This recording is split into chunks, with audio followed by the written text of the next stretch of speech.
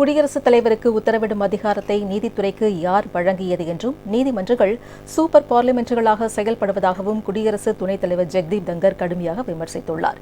டெல்லியில் மாநிலங்களவை தொடர்பாக நடைபெற்ற நிகழ்ச்சியில் உரையாற்றிய அவர், குடியரசுத் தலைவருக்கும் ஆளுநர்களுக்கும் மட்டுமே உச்சபட்ச அதிகாரத்தை இந்திய அரசியலமைப்பு வழங்கியிருப்பதாக குறிப்பிட்டார். ஆனால் குடியரசுத் தலைவர் மீது எளிதாக முதல் தகவல் அறிக்கை பதிவு செய்யப்படுவதாகவும் நீதிபதிகள் மீது எஃப்ஐஆர் பதிவு செய்ய நீதித்துறையின் அனுமதி தேவைப்படுவதாகவும் குறிப்பிட்டார். இந்த தேசம் எதை நோக்கி செல்கிறது என்றும் ஜெக்தீப் தங்கர் கேள்வி எழுப்பினார். FIR in this country can be registered against anyone, any constitutional functionary, including the one before you. One has only to activate the rule of law. No permission is required. But if it is judges, their category, FIR cannot be straightway registered.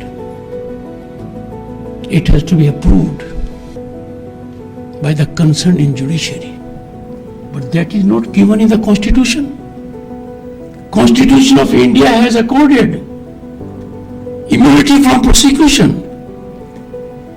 only to the Honorable President and the Honorable Governors.